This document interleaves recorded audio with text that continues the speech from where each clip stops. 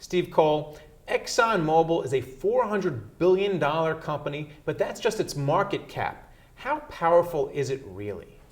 It's very powerful, especially in the places overseas where it does business, because in many of those countries, its presence is larger than that of the US government, especially in Africa, where about 25% of its liquids production comes from now.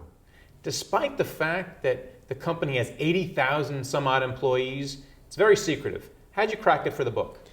Sort of an outside-in process. You look for lawsuits or documents or public disclosures that allow you to start to get the texture of the place, track down former executives. And all the time I kept knocking on the front door too, and eventually they opened it a crack.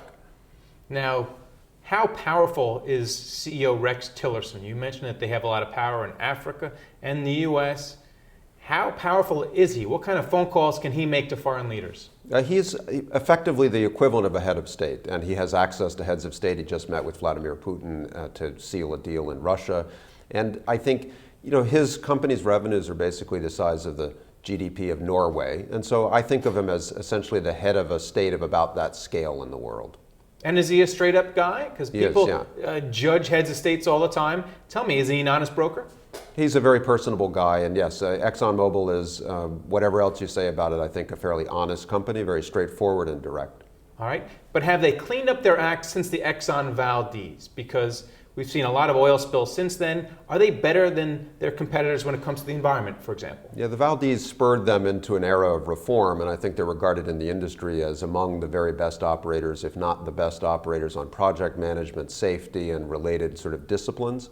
But the paradox is that even while they've gotten sharper, their risk profile has increased. So they're in deeper water, they're in harsher climates, they're in more challenging environments, both politically and geologically. What's the worst thing you heard about ExxonMobil when you were doing your research?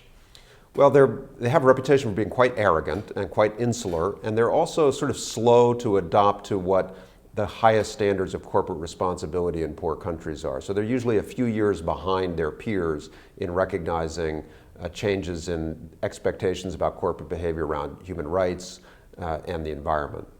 Do you think the shellacking they take in the press with all the other oil companies is deserved? Are they really trying to produce oil, which we all need, in an efficient and an environmentally safe manner? I think they are trying that. I mean, some of the reason that they're disliked is surely structural. They're huge, and people can't escape gasoline. They go to the pump, there's a big price tag on it, the price goes up, and there's nothing the driver can do about it but swallow and take the indirect tax. And so they blame the oil companies for something that's really more structural about our energy system. Do they deserve any blame for high oil prices? Because their margins are less than 10%. You see internet companies, their margins are about 50%.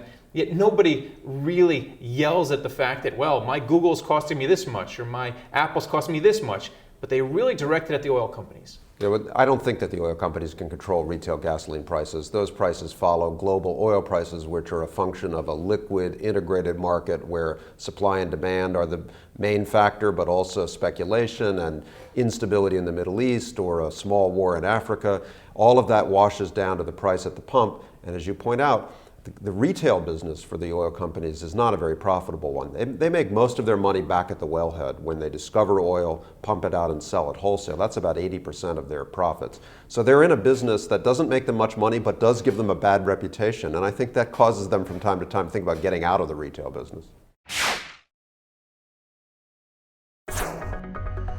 This market is stock pickers market. Stocks have rallied this year. We're coming into a Monday where we're going to